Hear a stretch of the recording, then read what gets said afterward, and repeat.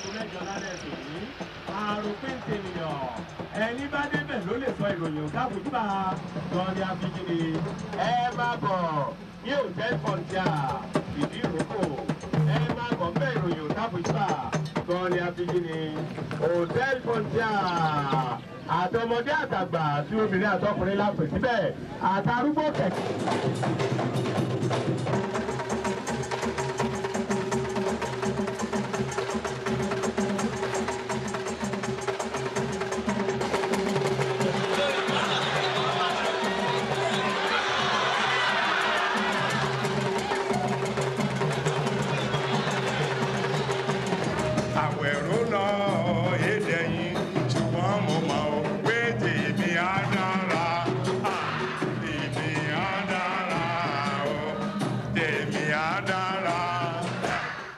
Meet Chief Hubert Ogunde, showman extraordinary, and father, or Baba as we say, of the Nigerian popular traveling theatre.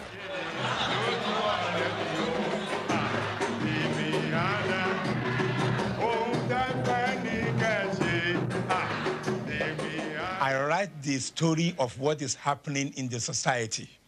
That's how I believe it. It may be social, may be religious, may be folkloric, and maybe political, if you like. But to me, the theater is to reflect the image of the society in which we live. In this society of ours, it is not surprising that nowadays Ogunde is writing plays which bring traditional ideas face to face with modern life. Take Aroquintenia. This is a story about a king who has remained for many years without an heir. Now he calls on the priestess to help him.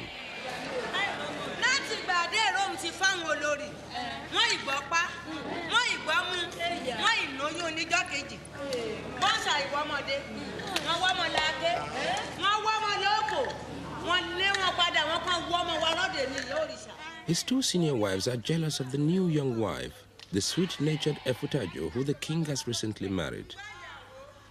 Forced to do a servant's work, she is told to fetch water so the more senior wife can take her bath.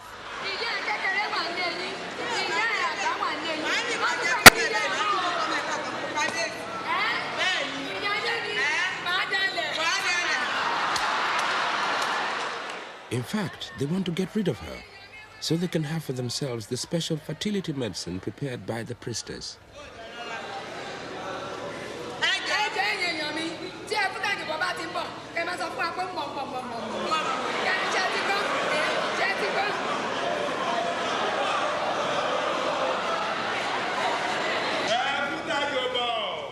Later, the king calls his wives to him.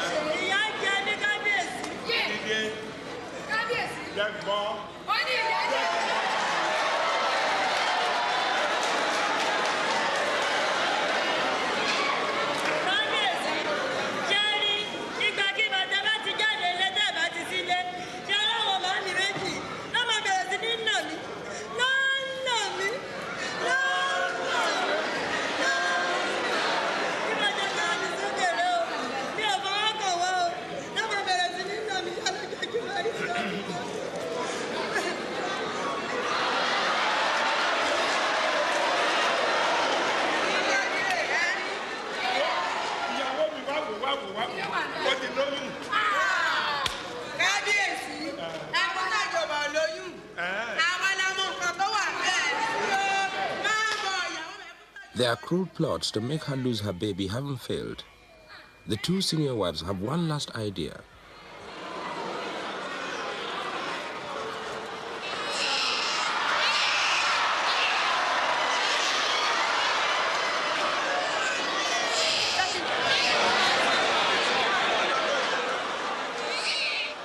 At the moment of birth, the other wives take away her baby and without her realizing it, put something else in its place.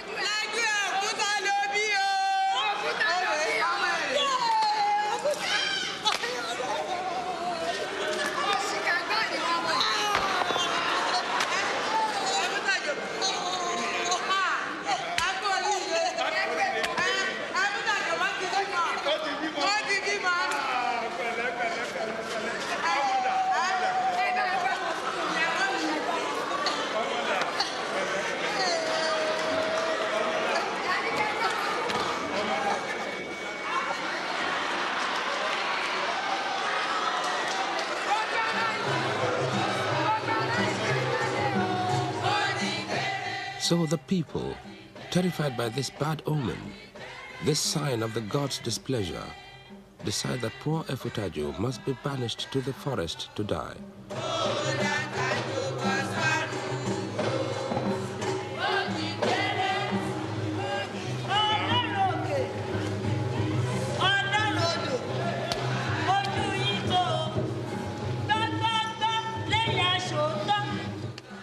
It's the familiar folk tales of his people that Ogunde takes into his theatre. They grow out of Ogunde's own village background. Here, masked performers, or masqueraders as they are called, entertain. They dance and sing stories about the triumph of good over evil, of life over death. They give dramatic meaning to people's everyday lives.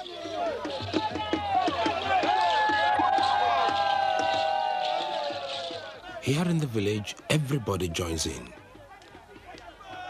This meant that when Ogunde established his professional traveling theatre, there were certain things people found difficult to accept. Then you can imagine what it would be to tell people to pay 2 shillings and 1 shilling to go and see a spectacle. To them, you don't need to go and pay to see a show, because the masqueraders dance in the streets free of charge. That was our traditional show. And so for somebody to close the door of a room and stand at the gate and say people should pay money was something they could not imagine. But gradually, those who did come to see the show went back to tell the people, oh, it was a good show, and they were coming and coming and coming. But no Nigerian is prepared to just sit and watch a show. Our audience may be a bit different from the white audiences I've seen, in that our audience will really talk back to you. They'll speak to you. They will even say some words for you to say back to them. And so you can know the way they are going.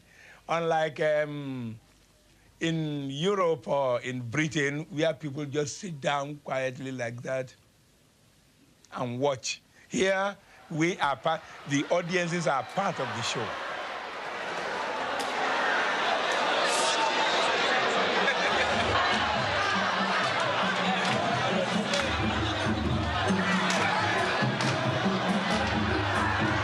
He relates to people. They love him for that. He does identify with them. Not only, he doesn't try, he does identify with them. Ogunde's biographer, Mrs. Ebun Clark, lecturer in English at the University of Lagos. And you try riding with Ogunde in his car. It's a very dangerous pastime because all the public is shouting, Ogunde, Ogunde, and he's acknowledging them right, and he's acknowledging them on the left-hand side. And I have to tell him, look at the road, you know.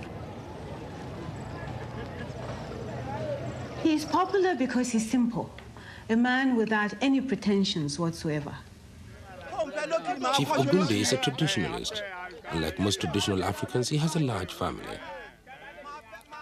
His inseparable partner in caring for that family is his senior wife, Ibisomi, who takes responsibility for the household and seeing that the other wives, the children, the grandchildren, everyone contributes both to the family's domestic and professional life. For many years, they have lived in a large, comfortable house in the suburb of Lagos, Nigeria's capital.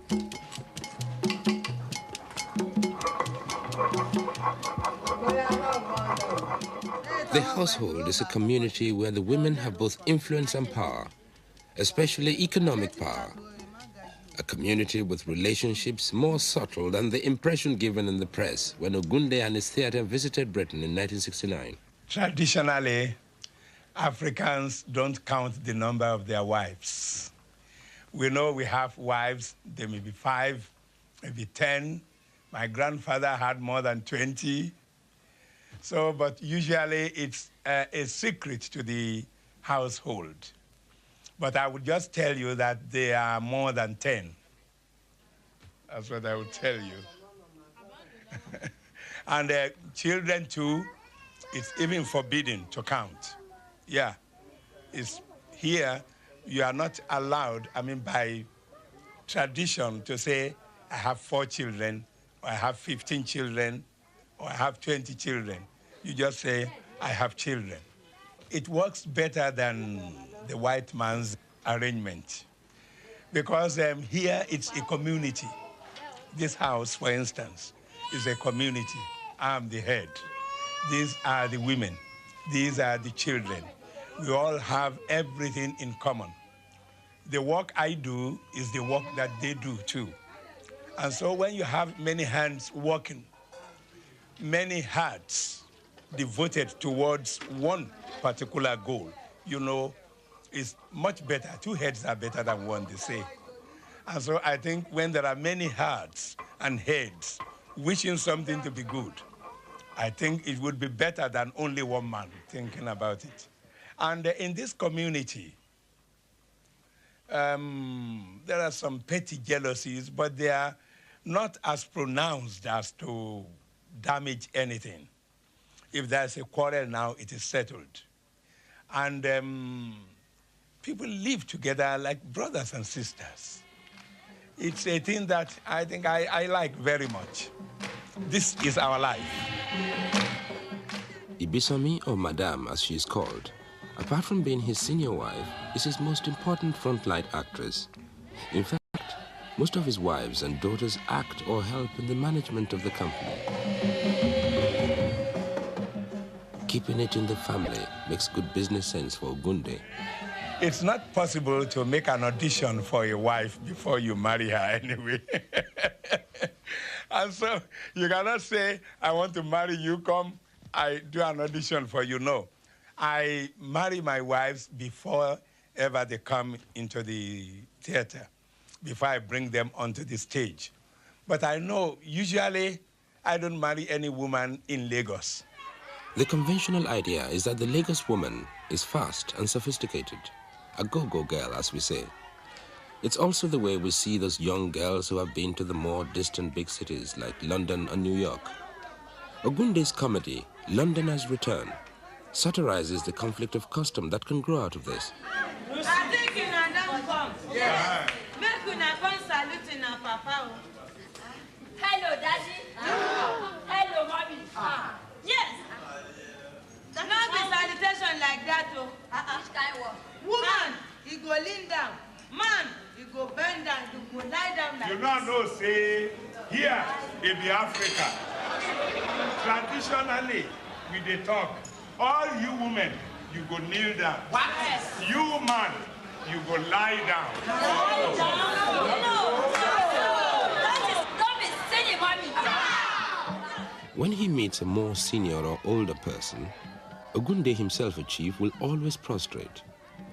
But it is not just respect for the old-style courtesies and customs that he considers when taking a wife. My custom is to go back to my village or to a very nearby village where I know dancing, drumming is part of our lives. And so you rarely would get a lady or a girl from that side who cannot dance and perform. When they were young, they will be telling stories by moonlight, dancing, clapping hands, singing. And so I've never got one that would be useless on the stage.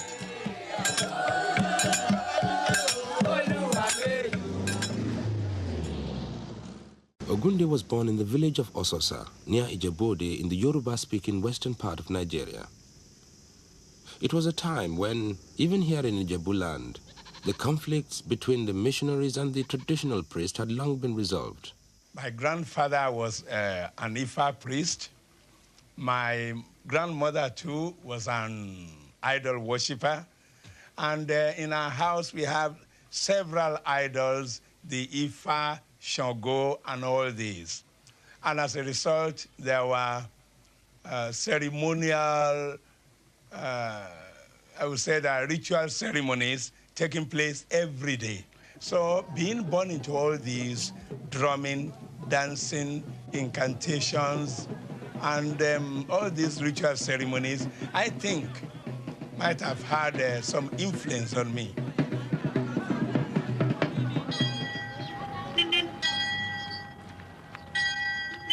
My father was a Baptist missionary. In fact, he became a pastor.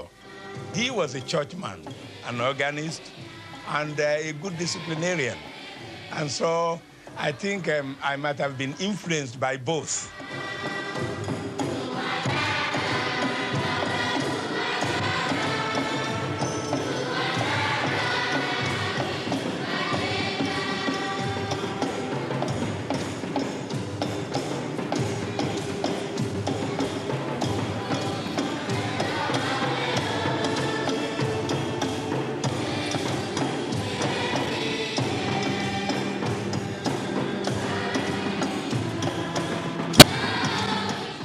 In Christianity, we go to God through Jesus Christ.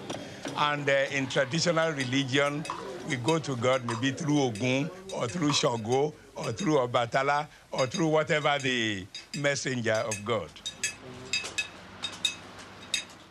Often, the priest in traditional religion will also be a herbalist or medicine man. In the Yoruba language, he's called Babalawo.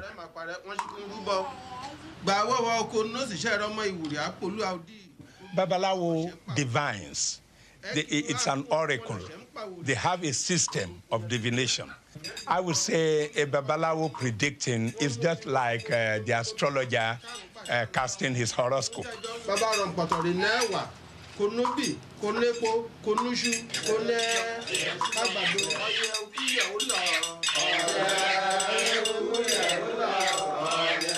If you, maybe our belief, I don't know, but they always come true. If it is not true, it couldn't have been in our life for so long. People could have got fed up and say, well, Babalawos are not speaking the truth, so we don't go there.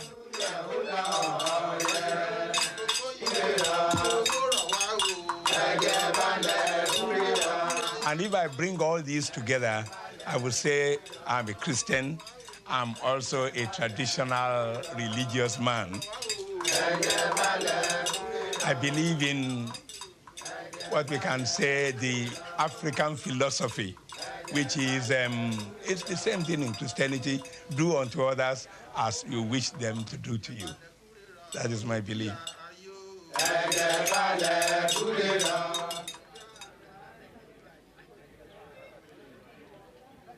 Here, 62 years ago, I was born. Here was the place that my grandfather, the old man who was an Ifa priest, here was the place he used to sit and divine. People from all over Nigeria come here to divine. From 50 miles, 100 miles, even 200 miles, they come here and divine. And he would sit here, and I would be sitting right there, and then the people who come for divination would be sitting down here. It was very beautiful, very beautiful. And then this is one of the most sacred shrines, or idol, I will call it, in those days. It has been standing for more than 100 years, and it's still here. I bet it here. It was right here. Yes.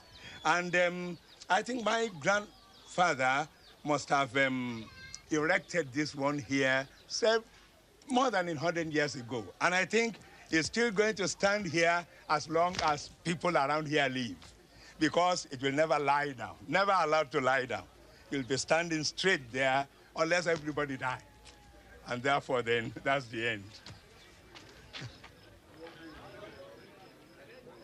I think Ososa today, compared with Ososa of my youthful days, is a big difference.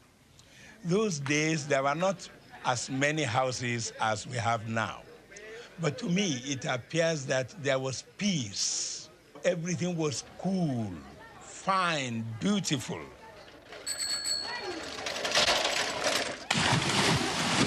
But now, nobody cares. Now, everybody in a hurry. Money.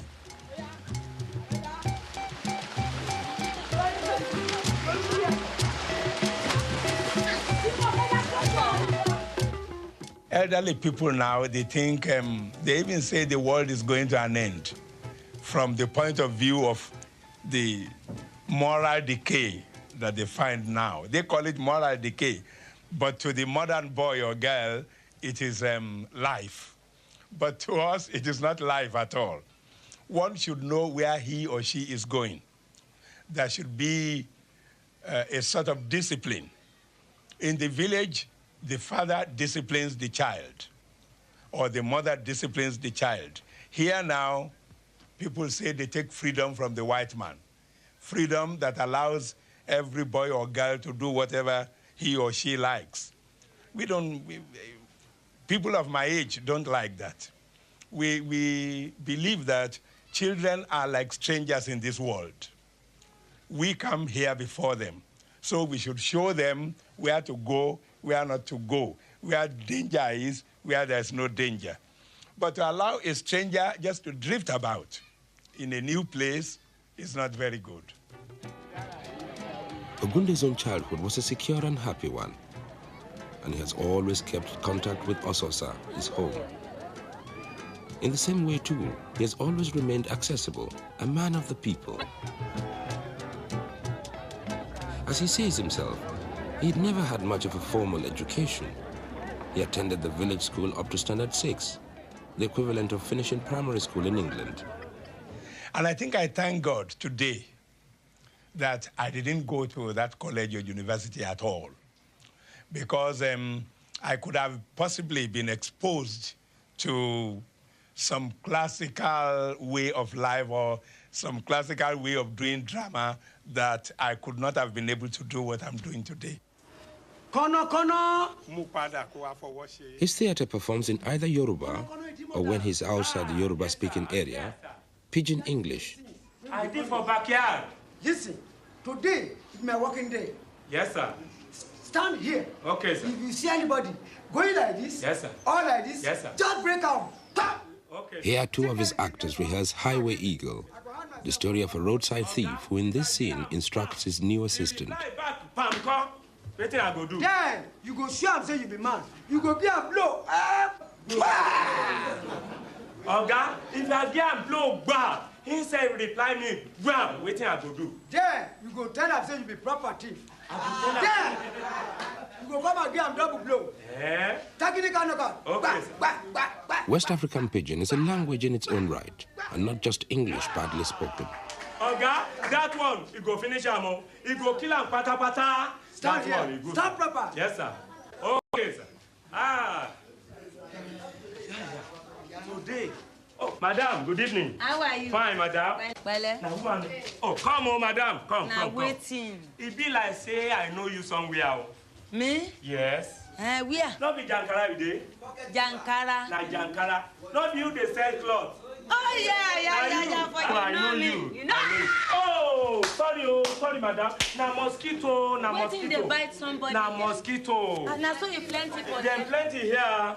Now cloth are they sell for I won't buy- Jankara. Yeah. Now cloth are they sell. Yes. Which one you want buy? Na Ankara. Ankara? Lace. Lace. Damask. Damask. Anything you have. I So want you buy. get money. I get money. Money dey Eh. for my pocket. What's in the fall for my body? na mosquito. Sorry, oh. All my money don't fall down. Ah, sorry, oh. Sorry, All my money don't fall down. I You dey dey go. go. Okay, let's go. Waiting. Yeah, bro. Who be this man? You be you. You know him? I don't know. Who are you? They tell you so this place, bro. This place be your house? Go back. Rehearsal of the police station scene in Highway Eagle. Why? Look at you. Look Policemen where- often turn up in Ogunde's plays, not least because, after being a teacher for a short period, Ogunde became a policeman himself. I joined the police force by accident. I was on holidays from Ijebu, and I went to Ibadan. Then I was just going on the streets one day, and I saw a crowd of people. Many people were standing. Oh, I inquired, what were they doing there? They said policemen were being recruited. Oh, then I said, policemen? I like it. Then I joined the queue. Again. Go back again. About 10 minutes later, the superintendent of police came out and said, line up. And we lined up. We were about over 400 of us on Look at parade. lot. And so Come on, the take this, superintendent came round looked round, and then picked 40 of us out of 400. Then we sat to an examination, and 4 of us were selected. That was how I joined the police force. While in the police, Ogunde started to write religious operas and plays for various churches.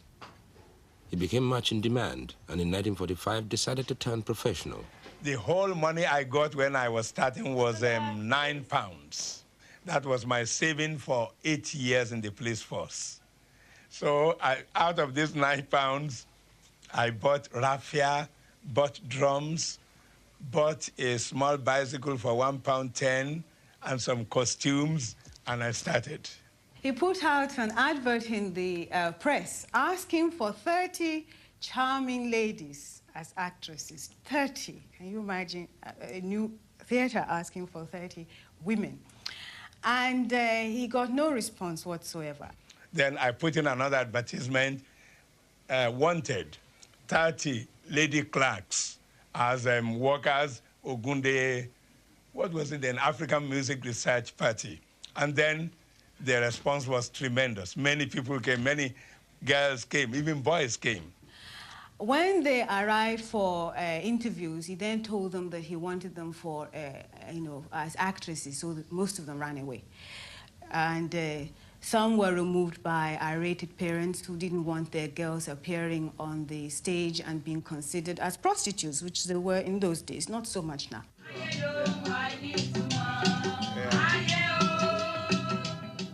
Ogunde in the recording studio in Lagos, laying down tracks for his latest single. The tenor drum. Tenor drum. Just a bit, yeah, louder, louder, yeah.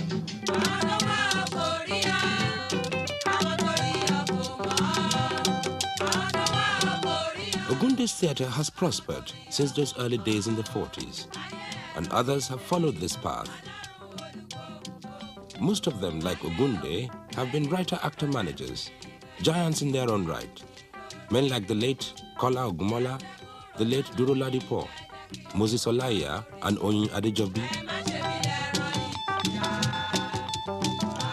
40 years ago, there was no professional theatre in Nigeria in the strict sense of the word. Today, there are over 30 struggling traveling companies in just the Yoruba-speaking area of Nigeria alone. During those years, Ogunde's own company has constantly adapted and changed its style and subject matter. In the late 40s, for instance, the young Ogunde was influenced by the nationalism of such men as Dr. Nnamdi Azikiwe, later to be Nigeria's first president, and Chief Obafemi Awolowo. He started to write plays that reflected the new political awareness of his time. They were really created specifically to imbibe cultural pride into the Nigerian public. Cultural pride so that they would be conscious to realize that colonial rule was, continuing colonial rule was not good. In fact, when he took his play Strike and Hunger to the tin mining town of Jos, the colonial authorities reacted. And when the play started, police came on the stage and scattered the actors and actresses and scattered the audience and arrested Ogunde and a few of his artists as well. And of course, the nationalist press notified the whole country immediately with screeching headlines. It became a hot public debate for days. You know, their darling had been captured by these very cruel people, you know, by these colonial masters. And this, of course, helped Ogunde immensely. Independence came in 1960. But Ogunde's clashes with the authorities didn't finish with the end of the colonial era. He continued to be critical of the new African rulers. In 1964, he wrote a play called Yoruba Ronu, meaning Yoruba think. Although set in ancient times, it was in fact a bitter comment on the then current struggle between two Nigerian politicians competing for power, Chief Obafemi Awolowo and his protege, Chief S.L. Akitola. They invited him to write a play for the inauguration of the cultural arm of their party, and he agreed. And when he put on the play, they thought he was going to show a nice cultural show on Yoruba custom, and he started attacking them. It's stories of a king who, leaving his vice-regent temporarily in charge of his court, travels throughout his kingdom. But the vice-regent, having been given power, has no intention of giving it up. The king is taken captive, and corruption and poverty come to his land. His bewildered subjects are left to suffer. Eventually, the gods intervene, and the king is restored to his rightful place. The premier and the ministers realized that he was attacking them, and they all got up and walked out. And he continued with the play, and it was immensely enjoyed by the public and the audience. And a few days later, he was banned. This time, he did not go to press. It was the press that protested on his behalf. This banning order lasted right up to Nigeria's first military coup 2 years later. But before then, in the 50s, Ogunde had developed what was later to be called his concert party style. Again, he was responding to the people's changing mood. They wanted a theater that concentrated a lot on jazz and Western variety, shows. And he had been doing this in Ghana, having his women playing the saxophone and dressed in grass skirt and big hats and really shaking their figure. It was a theater that really oozed with sex appeal, which was not so in his theater of the 40s.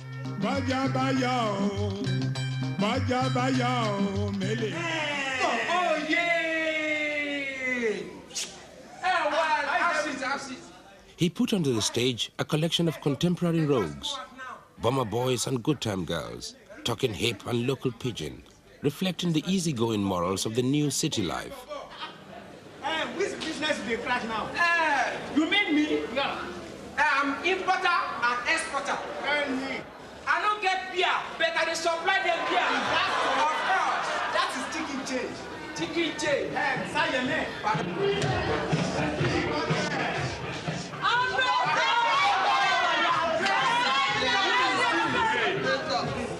And they warn you. And they warn you. All these native like this, what you they do? I warn you, say you know good. Will you go? Huh? Will you go? Go on. Push him out.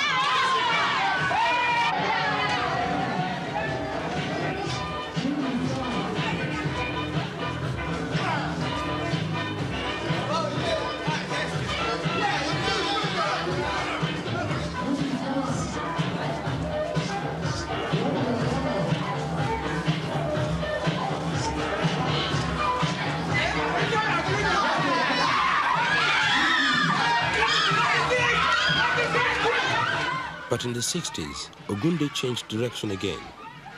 The West was moving in fast. Nigerians wanted to remember and record the old ways before they were changed beyond recognition.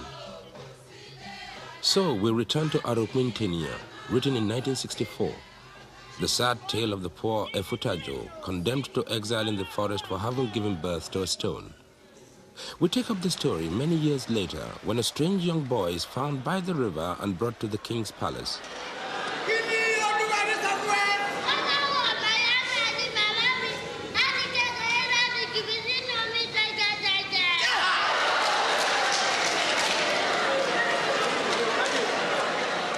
Already, he has told them that his name is Oriadeki Igbe, meaning in Yoruba, the one born to be king.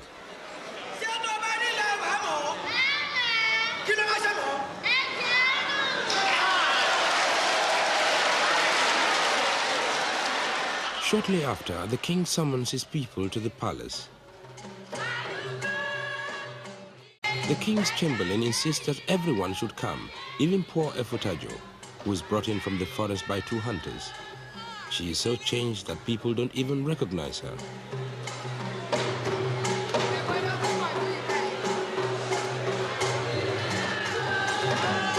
The old priestess explains the king's plan.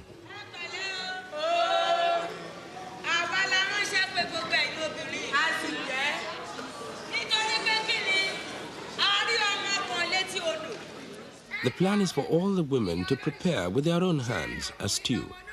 They will offer it to Oriadeki Igbe. It is hoped that through this, he will come to know his proper mother.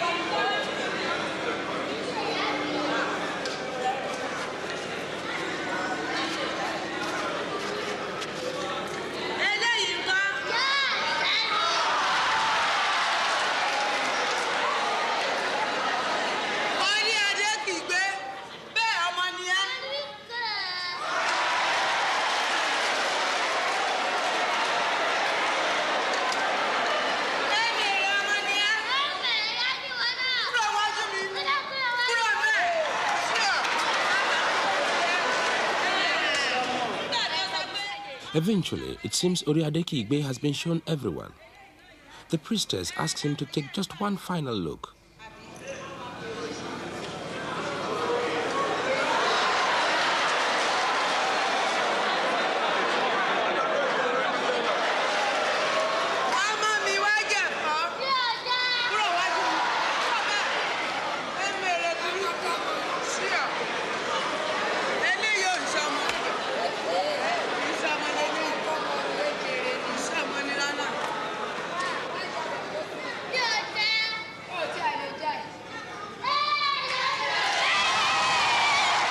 So there it is. The righteous have come out on top. The wicked are to be punished.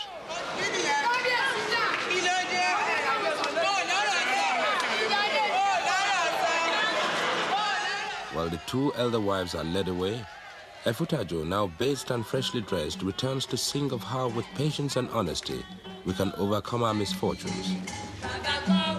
A sentiment close to Ogunde's heart. In any venture, there must be problems, there must be difficulties, and then one has to persevere in spite of all odds. I think this has been the reason why I have been able to be successful up to this point. Because in my life, problems don't set me back. When I meet any problems, what I do is to just ignore it and push forward. Apart from Ibisami, the other person most important to Ogunde's work was Adeshiwa, or Madam Eko, as she will always be remembered by Nigerian audiences.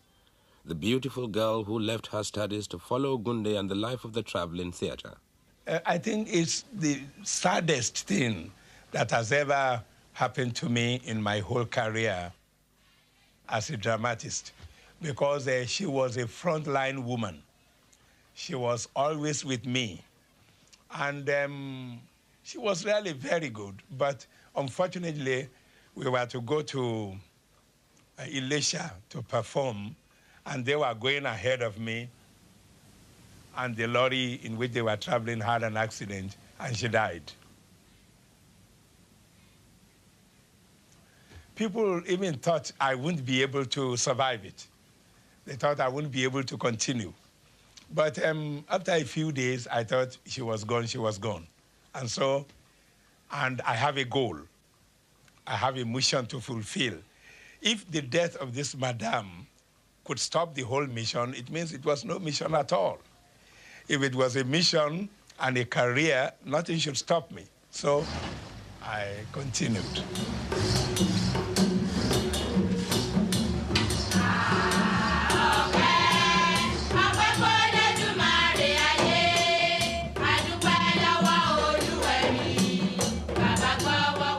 Today, in spite of his success and national popularity, Ogunde's theatre still operates as it's always done. It's never had a subsidy or government grant. It survived, as indeed do all the other traveling companies, on its simple ability to pull a crowd.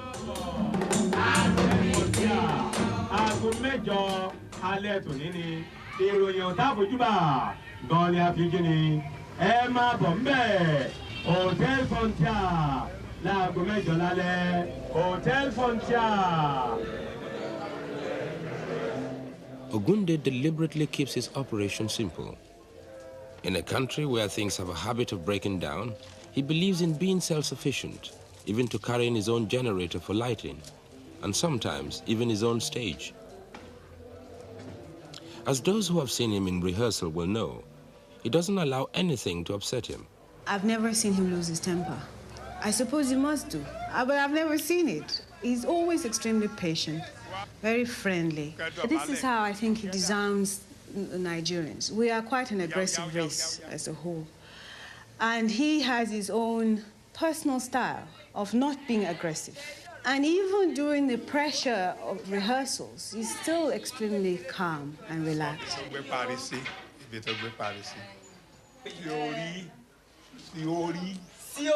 when it comes to business, it's as hard as steel.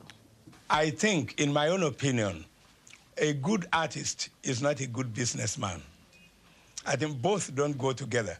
If you're an artist, you can't be a good businessman. A businessman has to go this way.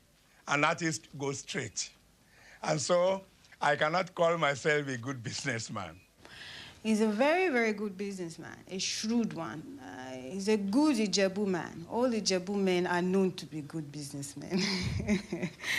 And he shows this in his dealing with customers, like the National Theatre.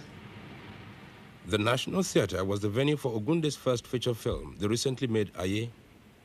After it had been running a fortnight, Ogunde had a disagreement with the management on his percentage of the take. So he went into the projection box and removed his film. As a result, there was a riot in the theater. He always insists on controlling his box office. He will not allow any outsiders to do so. And he then will hand the management cut to them, not the other way around.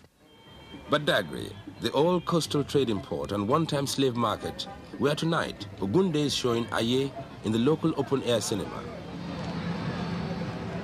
Ogunde doesn't sit down at home and say, the theater halls are managing my films very well. He's too aware of Nigerian management to leave his management of his art to anybody but himself. He takes complete control. My film is in 35 millimeter, and so I bought a portable projector. So when I was traveling abroad, I took two of my wives with me, and they learned how to operate the projector. So when I came back, going to show a film somewhere, maybe at the cinema house, or in a school hall, or even in a town hall. Then my wife will be there, my daughter will be there. They set up the projector, and the senior wives stand at the gate, collect gate fees, and people go in and we exhibit. By that, I've been able to avoid the cheating by the cinema houses. And this isn't small money we are talking about. Oil-rich Nigeria has its own inflation, and a cinema seat costs about £2.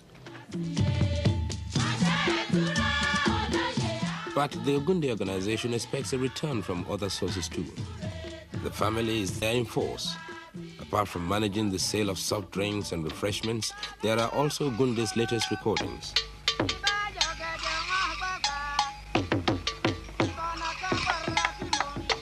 Aye is a film that has already recovered 50% of its production cost in the capital city of Lagos alone. Now the rest of Nigeria is anxious to see it.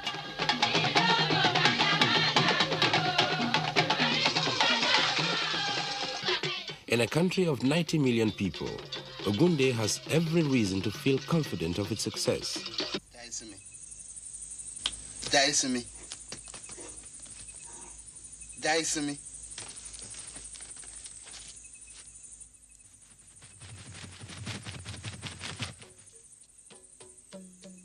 Aye is another traditional tale about witches and possession, divination and exorcism.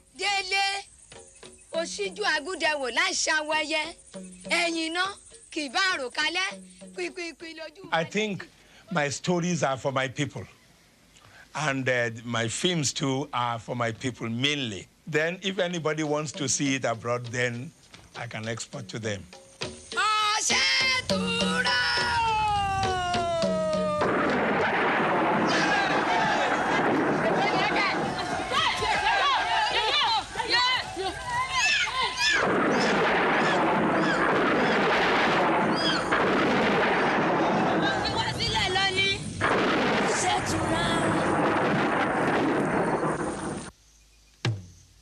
For Chief Ogunde, Aye is a test of whether at the age of 62, he can start a new career as a filmmaker. The traditional African belief is that when you are to do something, when you have a mission to fulfill in this world, and you are the real man sent to fulfill this mission, your assistance will be provided to by Providence. We Africans say, when you meet a wife and you marry her and you live long and there was no problem, or there were problems, you are able to solve them, we think everything has been prearranged by God. So I now know that because of what I'm to do in this life, my wives and my children have been specially provided to be my assistants.